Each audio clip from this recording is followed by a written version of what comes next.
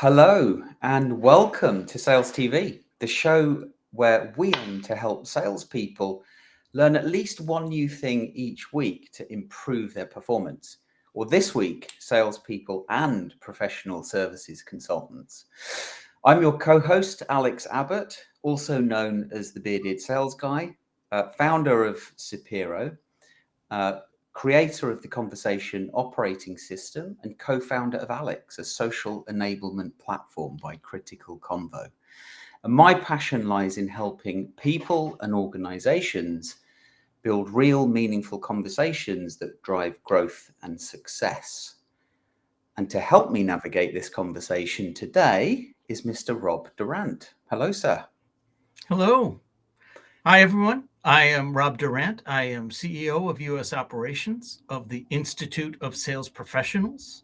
And the ISP has one goal: to elevate the profession of sales.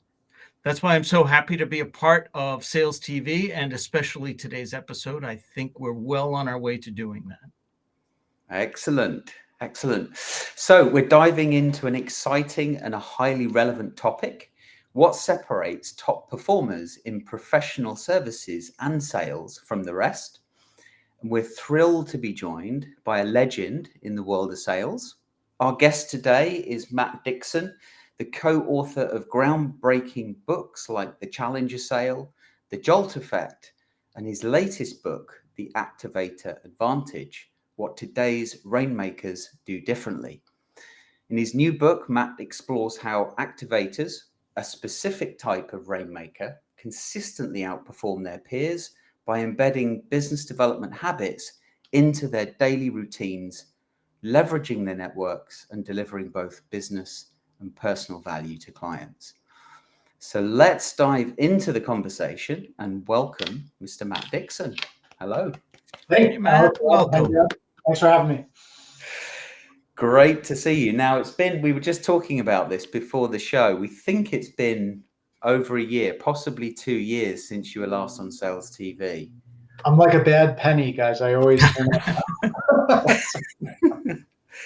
and then it was about the Jolt Effect, and now it's about your latest book. Now, yep. You've shaped modern sales thinking with the Challenger Sale and the Jolt Effect. What inspired you to write the Activator Advantage, and what gap in sales performance are you addressing with it? Yeah, it's a great question. Actually, it has a funny origin story, which I'll tell you and the guests today. So when the Challenger Sale came out, it was around 2011, and I remember that I think it was about a year and a half after that book came out, I was actually invited to, and I was doing a lot of speaking at conferences and sales kickoff events around the world. And I was invited to speak at a partner retreat of one of the big strategy consulting firms. There's only 3, so everyone has a 1 in 3 chance of guessing who this was. But I was invited to their partner retreat. I actually was one of those keynotes where I never had a chance to actually talk to the client. It was just booked. I knew what my time slot was, when it was. I sent my materials. And then I show up, I'm introduced, I start giving my keynote on the Challenger Sale. And I was about 45 minutes in. It was planned for about 60 minutes. And I had this experience that had never happened to me before. And I pray it never happens again, which is the person who hired me, the managing partner from this firm, is sitting in the front row, stood up and starts waving his arms to get me to stop talking. And I'm thinking like, oh my goodness. Well, the first thing I thought was, what time is my flight home? Because this is pretty unnerving. And I said, well, clearly I was going to take questions in a few moments, but please, you've got something in your mind, go right ahead. And what he said was really interesting. He said, for 45 minutes now, you've been talking about sales productivity, sales effectiveness, sales people. And it's all really fascinating stuff. And I'm sure our clients would be very interested in this work. It's brilliant stuff. But what you've got to understand, and then he gestures to the 400 partners sitting in this ballroom, is none of us are salespeople. In fact, there's not a single salesperson in this room, and our firm doesn't actually sell anything to our clients. And I hit a beat. There's a beat in my heart for a moment. I'm thinking, can I move my flight earlier? Because this is very, very unnerving. And I wish you had seen the title of the presentation before you invited me to present. But the only thing I could think to say, and I'm stealing here from Professor Neil Rackham, because the same thing happened to him many, many years ago when he was presenting the spin selling work. And he told me this story years ago, and his witty rebuttal came right out of my mouth in the moment. I said, let's just stipulate to the fact that there's a mysterious process by which the client's money ends up in your firm's bank account. And shall we just call it sales for the next 15 minutes? And everyone started laughing, thankfulully. But it was at that moment that I realized, well, the first thing I did was I turned down every invitation to speak to a partner retreat again for the next 10 years. Because, I think I realized in that stunning moment that this really is a foreign concept in many respects for professionals. So in the professions, we're talking about law, accounting, consulting, investment banking, search. Basically, think of these as worlds in which one doesn't sell a product, but one sells oneself, right? So we're selling expertise, we're selling our credentials. And in this world, what the most common go-to-market approach is the doer-seller model, where a partner in a firm is both selling the work and delivering the work to the client, and they themselves are the product that is being sold, as well as the expertise of their team, of course. But it occurred to me that our work, while I think it really did address the needs of B2B sales professionals selling products and productized services even, it didn't really speak to this big segment of the B2B world, which was professional services. It's actually the second biggest sector of the global economy. And so I parked it in the back of my mind that at some point I'd really like to go and study professionals to find out if engaging clients in selling in that world is in fact different. Do we find different best practices? What does it tell us about being effective in this world? And fast forward many years later, and we had the chance to do that. And as you mentioned, Alex, the new book, The Activator Advantage, comes out here in just a short time. May 20th, it comes out. So. Yeah, nice. Why do you think it is that professional services consultants don't consider themselves as salespeople? I think that is a great question, and I think there are many reasons. I think on the one hand, I think that perhaps the skeptical answer or the glass half empty answer might be that they perceive sales or they look down on sales, right? That sales has a bit of a pejorative connotation. It has a reputation problem in the market. And much of that I would argue has been given to us thank you to Hollywood, right? It's Boiler Room and Glengarry Glen Ross and The Wolf of Wall Street and these kinds of movies that give sales a little bit of a bad name. And so in many respects, I think one would say, and I think this is probably true for some professionals, these are very intelligent, highly educated people, and they kind of look down on sales as a profession. But I think the thing that is more often the case is that they actually see what they're doing as is quite different from sales. I think in their mind, sales in a traditional B2B context is a linear process by which I get a lead from marketing. I work that lead, I close that opportunity, and then I hand it off to the implementation team, the customer success team, customer support, and there you go, right? And then I'm on to the next opportunity. But in their world, it's much more of a circular dynamic where I am actually generating the lead or the opportunity. I am closing it, and then I'm actually delivering it, and I've got to deal with all the customer support issues along the way, and I've got to make sure the client's happy, and I've got to set them up for a renewal, an upsell, a cross-sell. And so they are owning all parts of the go-to-market motion, not just closing the deal. And I guess the last thing I would say, when we do training around this activator model, which we'll talk about, you do hear from professionals, they have this mindset that sales, you do sales when you're trying to convince somebody to do something they otherwise would not do. And so that, again, I think bleeds into this kind of pejorative connotation. I think for partners and professionals, getting them to understand that, no, in fact, you got into this profession, whether it's engineering or it's PR or it's law, you got into this profession to help people. And sales is just a different way that we help our clients, right? It's help by another name, if you will. But there's this real kind of mindset that you've got to break down first before you can kind of build up and teach them the behaviors to be effective commercially. Yeah. Matt, it's interesting that you share that. I just this past weekend was teaching an MBA class on social enablement. And in the class, we had a number of people that were in accounting and finance and law. And their question to me was exactly the same. I don't sell. I said, well, let me point you to Dan Pink's book, To Sell is Human. Yeah. And if we replace the term sell with to influence others to come to a decision, then in fact, you do sell. And in that light, you're right. It takes away all of that pejorative. Again, back to the ISP trying to elevate the profession of sales. Yeah, and you're absolutely spot on, Rob. I think so. In our training, it's funny, we buy everyone a copy of that book because it starts here, right? And you've got to put aside your kind of mental model, if you will, and think differently about the kind of relationship we're building with our clients. And really, when you look at what the very best salespeople do, it doesn't actually feel like sales, does it? It feels like influence, it feels like help at the end of the day. That's really what we're trying to do with our clients. Now, the book is based on a pretty extensive study that you've done. I think there were 3,000 professionals across various industries.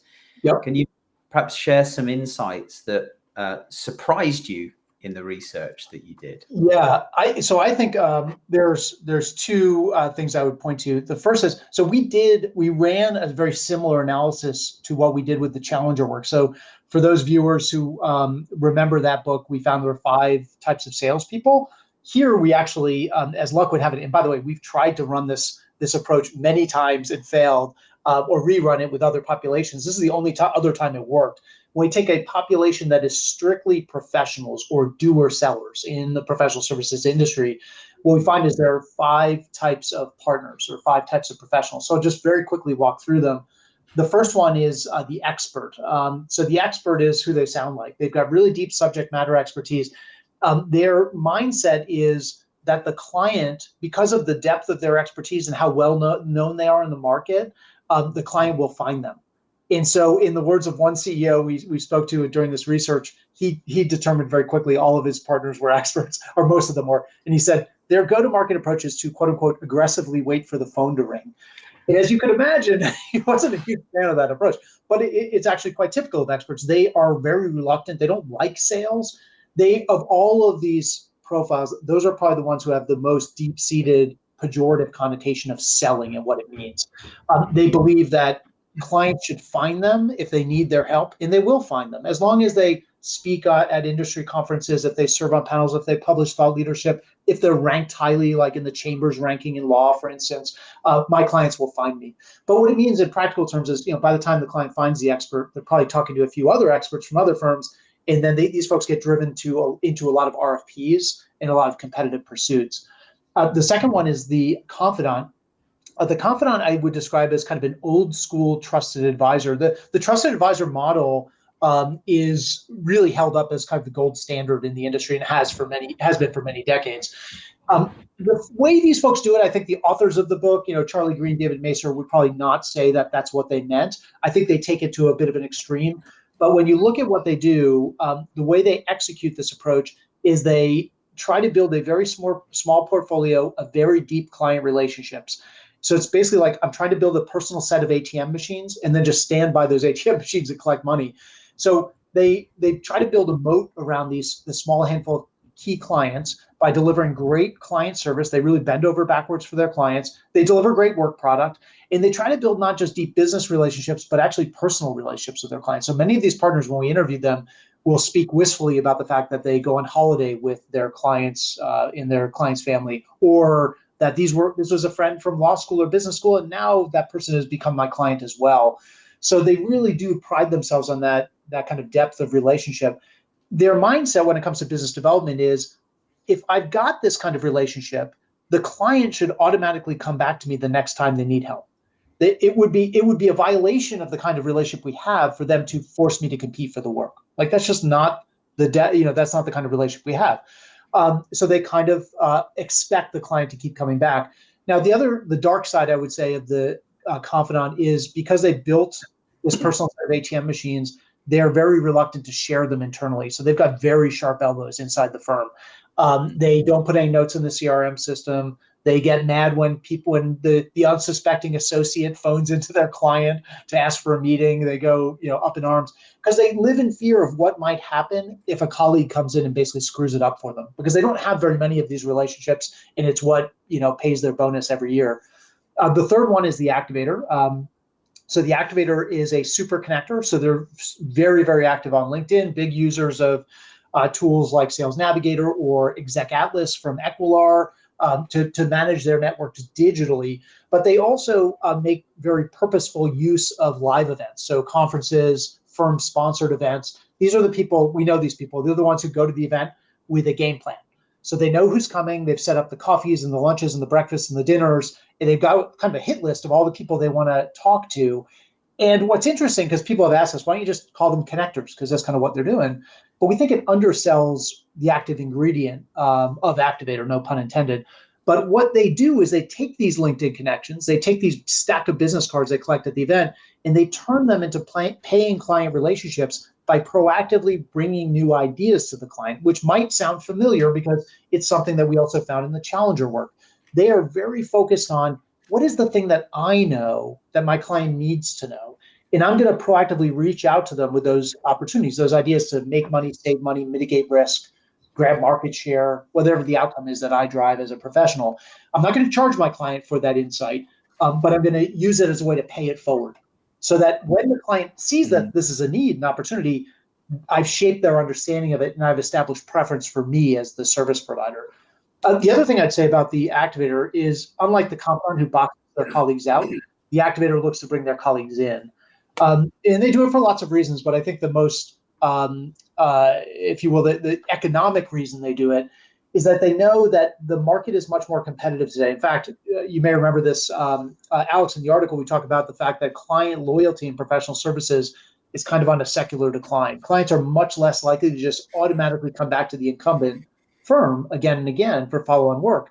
And activators know that, look, it's all well and good if the client sees value in the service I provide, but if I can get my colleagues plugged into this client organization and we're supporting them across many different priorities, areas, regions, offices, et cetera, that's a much stickier and resilient relationship in a world of fraying client loyalty. And then the last two are the debater. And this one I'll tell listeners, I think was personally surprising. Back to your question, Alex. The debater is the sharp-elbowed, opinionated know-it-all. They like coming in and telling the customer or the client, you're doing it wrong. They do that. You find a lot of these folks in industries where there isn't a lot of daylight in pricing or capability. So take, for example, executive search. I spoke to one debater from an executive search firm who told me does CFO placement for Fortune 500 companies. It says, my goal is when I'm called in, because I know all the other 4 big search firms are being called in as well, is to come in and tell the client they're thinking about it all wrong, like to blow up their conception of what they need. And I asked, so how does that work out for you? And he said, well, I get kicked out about 90% of the time, but 10% of the time I win. And when I win, the client tells me I help them think outside the box. Now, what's interesting about this is, as I think listeners know, that debater is very similar to the challenger in many respects. And what it told us, I'm tipping my middle a little bit to the results, debaters don't do very well in professional services. They've been largely weeded out of this world of professional services. But what it told me is that it's okay to really push your client and to challenge them and be a debater when you're selling a product. But when you are the product, it's a little bit of a different ball game. And I think it becomes a tough posture to adopt with the client. The clients are very clear. I want my partners to push my thinking. But if every time I sit down with them, they're telling me I'm doing it wrong or I'm going about this the wrong way, I just don't have time or patience for that. It's a relationship that I'm buying ultimately, and I need to like the person I'm working with. And then the last one is the realist. The realist is kind of the truthful, transparent partner, which sounds great, but it comes across the clients as a little bit glass half empty. So they're all about telling the client that things are going to cost more than they expect. They're going to take longer than they expect, and the outcomes are going to be less than they expect. So, and the reason they do this, you find a lot of these folks in management consulting actually, but the reason they do this is that they know that every client has been burned in the past by a consultant who's overpromised and underdelivered, and so they try to do the exact opposite. And again, they don't do particularly well either. So tipping my mitt to the results here, but what clients tell us is, look, I appreciate the transparency, But I also want my partners that I work with and I hire to paint the art of the possible. What could we accomplish together, not just what can't be done through this work? So those are the 5 types. We always caution partners that these are not mutually exclusive. Every partner has some combination of these 5. And also, it's not about personality, even though I think at some level it sounds like it. But we focused on the things that partners, how they spend their time, the things that they do out in the field, their behaviors, techniques, tactics with clients, and also how they use or don't use, as it were, firm resources, whether it's technology resources, marketing and BD support, et cetera. Yeah. So given that, that's great. Thank you, Matt. So given that traditional client loyalty is fading, is the conclusion that the professional services firms need to empower or enable more of an activator approach across their So when we teams? looked at the data and we overlaid these 5 profiles with performance, we found 2 interesting things. The first is, if you look at this retrospectively, so in other words, if you look at historically how these different partners have performed, what you find is that there are basically 5 ways to be a top performer, but they're not all created equal. Yeah. So where you've got the greatest probability of being a high performer is the activator approach. So in layperson's terms, if you took all the firm's partners and you identified them in terms of profile, and you put all the activators' names in a hat, and you picked one out at random, you'd be much more likely to pick out the name of a top rainmaker or an above average performer than finding a below average activator. That calculus kind of flips, especially with confidants, experts, and debaters. Those 3 profiles, you're actually more likely to be a low performer than a high performer picking one of those 3 approaches. But I think the point remains, and you hear partners say this, that they can identify top rainmakers who fall into all 5. And we say, look, the data backs that up. Again, you can be a top performer. Your likelihood of being one, though, is not equal. A different analysis we did was a regression. Regression is a predictive analysis, of course. So we looked at what would happen if you took the average performing partner and they improved their performance on each of the skills and behaviors, time spent characteristics associated with each of the 5. And what you find is that 4 of those are negatively correlated with performance, and only 1, the activator approach, has a positive statistical correlation with performance. Not to put too fine a point on it, but if you go from not very good to very good on activator, you can increase your personal revenue generation by up to 32%, which is a big number, of course. But more to the point, so I think the question is, how does activators win? That the data shows that very clearly. I think there's probably a double click here, which is, why do they win? And does it have to do with this new world of client buying behavior we find ourselves in? And I think you're spot on there, is that it does. So activators, we find, do 3 things. The first thing they do is they've got a commitment to business development. So again, these are people for whom sales is not their full-time job. And if partners don't want to sell, all the other remaining work, client delivery, firm initiatives, will expand to fit the time, right? So, but activators have a cadence and a routine around business development, which makes them actually look, in many respects, like a B2B salesperson. They are building pipeline. They are following up on opportunities. They are constantly working that commercial side of their portfolio, if you will, in addition to delivering client work. The second thing is that activators connect broadly and deeply. They build these really robust networks. They also do that inside their own firms. As we said, they're big collaborators inside the firm. They want to bring in more colleagues, more practice groups, so they can establish more points of connection with the client. And then lastly, they're proactive. They don't wait for the phone to ring. They bring the idea to the client. So just if you think about this world of fraying client loyalty, committing to business development makes a lot of sense, because it's a very dangerous game to bank on that small handful of clients, like a confidant, and expect them to keep coming back to you. Because what happens when one of them just suddenly goes to a competitor? Well, if you haven't invested time building your pipeline and building a more robust and deeper book of business, then you're kind of exposed. If you think about collaborating, as we talked about before, activators are really trying to establish more points of connection so that it becomes harder for the client to pull up the tent stakes and go with a competitor. And then this idea of proactively bringing ideas to clients really works in a world where clients, they want to drive that work through an RFP process, right? They want to force you to compete on price. And what activators do is they get ahead of that by creating the need with the client. and shaping the client's understanding of the need in a way that ideally they're seen as the only professional who can help the client achieve the outcomes. They just taught the client we're even there for the taking. So again, it is very much, I think if we'd done this research 20 years ago, we wouldn't have found the same thing. In a world where clients come back to their partners over and over again, where that was the default posture, I think an expert approach or a confidant approach probably would have been the winning approach. But I think in this new world of much more competitive market of clients who are buying in a much more formal way using RFPs, and procurement is starting to get into soft spend in a way that they've never done in the past, it really does call for more of an activator approach as a winning model in this new world of client buying behavior. At the tactical level, do you see any commonality between behaviors of activators? What do they do that makes them so successful? Yeah, so there's a lot. I mean, when we get into, we built an entire, in the book, we talk about the activator model. And what we find is at the highest level, you've got those three kind of pillars of the approach, the three meta behaviors: committing to business development, connecting broadly and deeply, and then creating value proactively and at a personal level for your client. But underneath that, there's a lot of stuff going on. So we identified three mindsets that activators share. So just the way they think about business development, the way they think about client needs, and the way they think about the value they can deliver to clients. We found 6 distinct workflows and habits that they exhibit on a day-to-day basis. And then what was so interesting is when you get down to it and you really dig into what activators are doing, they really seek to differentiate their approach in what I would call pivot points in the client relationship. So they know there's certain moments in the client relationship that just matter more than others. Whether it's how we first get engaged and when I first propose a paying relationship, or how I deal with a setback or a fee negotiation. Like these are bigger moments in the client's mind that drive a lot of how they'll feel about you moving forward.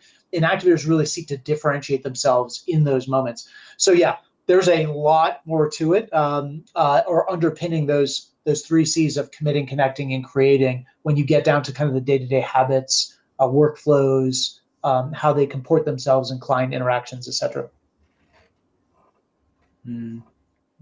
So one of the biggest challenges is time when we think about business development, whether they're a professional services professional or even an account executive that is running a sale. But how do activators? What is it that causes them to find the time, create the time to do what you're describing? So I think I think a lot of the science around habit formation, you see activators exhibiting this, even though they've not read, James Clear's book or Charles Duhigg's book. They're not really familiar with this stuff, but it's actually what they're doing. It is a really important point.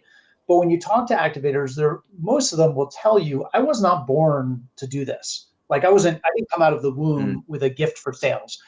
They had to learn how to do this. And for many of them, they weren't really comfortable with it. But they kind of got better at it by building these small habits into their daily routine. So, we had a lot of partners tell us, when they're describing how they got started, and these are some top rainmakers in some of the biggest firms in the world, and many of them said, it started with, 15 minutes of checking my updates in my LinkedIn network and connecting with the people I care about in the firms that I'm trying to get into, and commenting and seeing what they're posting on and commenting about, and just investing that 15 minutes. Usually turns out like on a Sunday night or early Monday morning, so that I kind of form up this BD game plan, and then I'm doing it in these little pockets of time. But the other thing that's really interesting about activators is when you ask them how much time they spend on business development, the numbers are kind of unbelievable. When I share this data with partners, I did this just recently at a law firm, and it was a group of brand new partners it's a very big law firm, like an AmLaw 100 firm. And it was a new partner class. And I was presenting some of this research, and somebody asked me, well, how much time do activators spend on business development? And the number I gave them, it's like 39 or 40% of their time. And they immediately, like jaws hit the table. And somebody said, well, how do they hit their billable hour requirement from the firm? Because we've got to bill as partners like 2,000 hours of client work a year. How am I going to hit that and also spend 40%? Like there aren't enough hours in the day. Do they not sleep? What's so interesting about this is when you dig into the time spent data. So as in professional services firms, partners track their time. So they use software to track their time because that drives the invoicing that goes out to clients, right? And how do we bill for time and materials on different client engagements and projects? But when you look at how much they actually spend on business development, it doesn't really map to what they say. But when you dig into this, what you start to realize is they see client delivery as itself an opportunity to do business development. So I might have tagged it in the system as a delivery moment with a client, but I'm using that to surface new opportunities for us to engage with this client, other needs, things we can work on after this engagement is over, ways to deepen the relationship. And so in their mind, they're spending like half of their time on business development, but in point of fact, it's actually not half their time. It's overlapping, if you will, with their delivery time. In fact, there was a partner we interviewed as part of this research. We asked her how much time she spends, definitely an activator, how much time she spends on her business development. And she said 100%, which she was tongue in cheek, right? But what she meant is every moment is about deepening the relationship with the client. Yeah. So we know activators don't just rely on the firm that they're working with to generate leads for them. They're leveraging their personal networks that they're creating all of the time. What are some perhaps additional best practices that came out of this research that you found? I'll tell you, I'll share with you just a little bit more of the research. This is pretty fascinating stuff. And then a tactical thing I tell whenever I speak at partner retreats, the thing I tell them to go do right away, which I think for most salespeople might be like old hat, but for partners, it's shocking. So first, the research. So viewers might be familiar with a guy named Robin Dunbar. He's famous for, he's a primate anthropologist from Oxford. And I see Rob smiling, so Rob knows Dunbar. But he's famous for the number of relationships you can exactly right. hold. There you go. Yeah, so Dunbar is famous for what's called the Dunbar number. And the Dunbar number, based on, I won't go into how he did the research, but it's now been validated across dozens and dozens of academic studies that really people can manage about 150 relationships. And so that runs from the inner rings of like family, right, very close relationships, to good friends, to acquaintances, etc., and eventually get to 150. Dunbar, the shorthand version of this is, think about the number of people that if you met them, you ran into them on the street, you wouldn't feel awkward in the least suggesting they hop into the pub for a drink or go grab a bite for lunch. It wouldn't be an awkward request. And when people look at it, it is about 150. It varies a little bit. Women, turns out, have more than men. Extroverts have slightly more than introverts, but it's around 150. So we actually were very curious whether this mapped to how partners, top performing partners, manage their professional networks. And we actually found the same exact thing. So we actually used data from a software company called Intap, and we scraped the data out of their system. And then we looked at how partners spend their time. And it turns out that they manage about 150 relationships. Now, in the very, very close inner circles, they've got those clients who they're texting on like a Saturday, right? And then it gets farther out. And when you get to the farthest ring, it's those acquaintances who I've kind of worked with on some client projects, certainly wouldn't feel awkward in the least reaching out to them or introducing a colleague to them. But then when you get beyond that, that's like the rest of my LinkedIn network. And there could be hundreds, if not thousands of those people, but they're not quite in those inner rings. What you find from activators is that they kind of, again, they're not familiar generally with the Dunbar number. They don't know that they're doing this, but they also know their time and their attention is limited. And so what you find is that they're kind of ruthless when it comes to moving people up and down in their network. They will identify people who have the potential to be like those inner circle, really deep client relationships, and work hard to move them into that inner circle. And by the same token, they're always looking for client reciprocity. So who are those clients where you're thinking they're kind of in that second or third ring? They're in my 150. I think we've got a deep relationship, but they're not really responding to me, right? And I might be kind of stuck in the friend zone, right? I can't get them into a deeper commercial relationship. Well, that might be a client you want to deprioritize and make room for somebody else. The piece of advice I give partners all the time, and again, the average salesperson is going to be like, of course, but think about this. These are people for whom sales is, they've kind of got an allergy to sales, right? They're not comfortable with it. And they're always afraid of crossing the line with their client. So what I always tell partners is, here's one way you can more actively manage your network. Look at your calendar And I want you to send a personal LinkedIn invitation to every single client that you've got an upcoming meeting with, whether it's a pitch meeting, it's a delivery meeting, it's a call about an invoice the client wants to dispute, whatever it is. I want you to send an invoice to that client with a personal note. And clients are like, well, hold on a second. Or sorry, partners are like, hold on a second. My client doesn't want that kind of relationship with us. And we always say, no, they absolutely do. In fact, they expect it. And here's really why you should do it is once you're connected with them, then as you guys know very well, you're training the algorithm to now surface and feed you things that that client likes, that they comment on, that they post, and you're in the flow of information. And look, I want to open the debate about whether LinkedIn is becoming like Facebook, but people post personal stuff on there too. So now we have this really deep understanding of our clients, not just about work, but about issues that they're passionate about, challenges, causes they might be passionate about, et cetera, things they're dealing with outside of work, perhaps. And here's the real reason to do it is that if you don't do it and your competitor does do it, then they're in the flow of this information and you're not. And every single partner out there can retell a story where they lost a piece of work to a client that they didn't even know was up for grabs because they were waiting for the client to come to them. And meanwhile, some other enterprising partner at a competitor firm connected with them on LinkedIn, offered something of value, created a conversation, and the client went with them. And when those partners reach out to their clients and say, hey, hang on a second, we do this work too, the clients are completely surprised. So we had no idea. I didn't do this to offend you or that you've done anything wrong. I just didn't even think of you guys, right? And that happens all the time. Yeah. It's funny that those two words, social selling, have such negative connotations in the world of professional services. From my own experience, speaking to senior executives who are running professional services businesses, saying things like, "Oh no, our ticket price is very high. We're an enterprise sales. We can't do social selling isn't for us."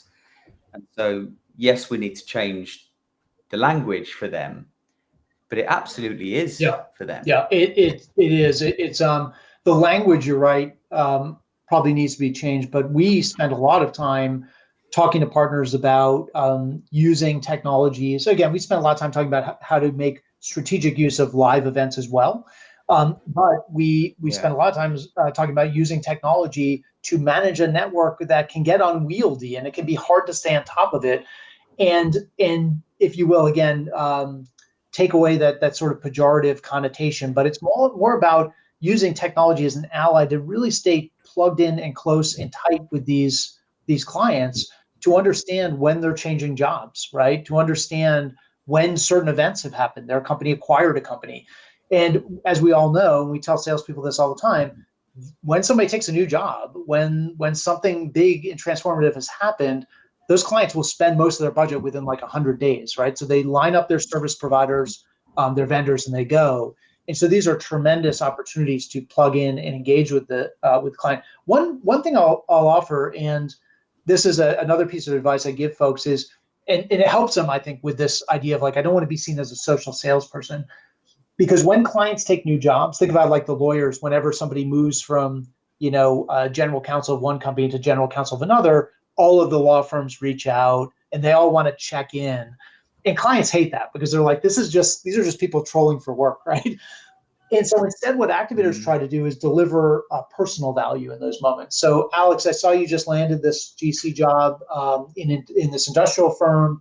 You're coming from a technology firm. This is an area where we've got a lot of depth, and I'd love to make some introductions as you build out your network in this space, maybe just folks for you to get to know, bounce some ideas off of them in terms of how they manage legal risk and compliance in industrial as opposed to other sectors. I know it can be hard switching industries, and so I'd love to offer that to you. Or, even very simply, hey, Alex or Rob, I saw you just moved to Boston. Of course, Rob didn't. He's been in Boston for a while. But Rob, I saw you just moved from Boston from London, and I know what it can be like moving to a new city. We've got a big office there, and if for no other reason than to compare notes on things to do on the weekends and things to do with kids and great restaurants in town, let me make a couple introductions for you. And it's just that thinking of your client like a person, which often it creates the stickiest relationship, even beyond the business value that you can deliver as a partner. Matt, I smiled when you talked about the Dunbar number Yeah. because in my own book, I coined the term Dunbar network. And that's being more intentional about that outer ring. Yeah. Yes, we have 150, but at any given time in our lives, different people come and different people go. That's right. Yeah. And it's about being intentional about that. Yeah. So along those same lines, and to put a finer point on what we're talking about, how does the activator model apply to sales professionals outside of professional services? Yeah, it's such a great question. I had somebody who said to me, a good friend, CRO, who's you're just a phenomenally talented B2B salesperson and sales leader. And he was one of the folks who saw this work first. And he said to me, again, leading a B2B sales team, not a professional services team, but he said to me, I think this is just what great salespeople do. And I think it's going to increasingly be the norm for sellers, irrespective of whether they're in professional services or not. And I asked him what he meant. And he said, I think we live in a world where, the old adage we all know in sales, people sell to people, right? But I think increasingly people are seeking to give preference or buy from people, not just that they recognize as people, but people they trust and people they've got relationships with, right? Think about when your companies are going to hire a vendor, how much more likely you are to seek out the help from a vendor that somebody in your network recommended, right? Or you've got a personal relationship with.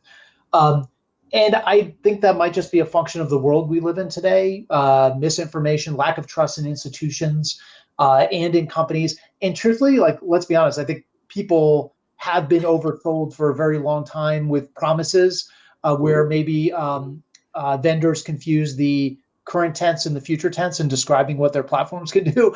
And there's been a great reckoning, especially when we look at like SaaS technologies over the last couple of years, where people bought things on a promise and those things never got used and the value was never extracted from the investment. And so I think increasingly we're seeing that great salespeople are doing this activator thing, even if they're not in professional services. Now, of course, there are some things that make professional services different. The biggest of which is that these are not people who chose to be salespeople. These are people who were given a bag once they made partner and told that they're now a salesperson, right? And so it's a very different mindset. And it also, to Alex's point before, finding the time is just harder. Sales is your full-time job. And we always talk about this in B2B sales, don't we? How do we free up salesperson time so they can spend more time with customers, so they can be more in the market? So we get them not doing the admin stuff and the company initiative stuff. We want them out in the field. That's even more true for partners because they've got to deliver the work that they sell to the client. So time is really, really hard to come by for the average partner. But other than that, I think if you looked at this model and you compared it, for instance, with what the best strategic account managers do or the global account advisors, there's probably not a lot of difference between what those guys are doing, the conversations they're having, versus a top performing McKinsey partner or Deloitte partner or a law firm partner. And again, it's that ability to understand client value, to be seen as a source of value to your clients, always be investing and be proactive with your clients. And I'll share with you guys one last thought, which is the most predictive single variable in the model, and this is really fascinating, was when the partner's response to the following statement: my clients think of me even when we're not engaged in paid work. So in other words, I have the kind of relationship with a client where they will text me on a Saturday or Sunday or whenever and ask for my point of view and ask for my opinion, because we've got that kind of depth of value exchange between us. They're not expecting an invoice for that. They just see me as a source of value. Those, when partners say, yes, I have that kind of relationship with my clients, though that's highly correlated with revenue generation and being a top rainmaker in their firm. It's when partners adopt the mindset that I won't have a conversation with the client unless I'm billing for it, that they end up on the lower end of the performance scale. As one partner told us, my billable work pays my bonus this year. It's my unpaid work and the free advice I offer that pays my bonus next year when I open my book. Nice. Matt, Now, where can our audience find out more about the Activator Advantage, and where can we buy the book? Absolutely. So check us out at our company's website, dcminsights.com. We've got a whole page on there actually dedicated to the book. It's got some early content. It's got some upcoming information about the release. We'll be updating this as we get closer to the launch date, where we'll be presenting the content, how to place bulk orders, where it's for sale, for pre-order now. But it's all the usual spots. I would say the local bookstore, but I don't think the local bookstore is like Amazon these days, right?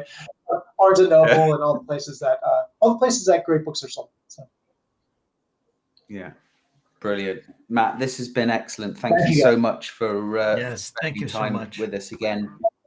Yeah, and for doing so much for the sales industry. Keep on doing the great work. Thank you, guys. So I look forward to joining you again soon, and I appreciate the invite.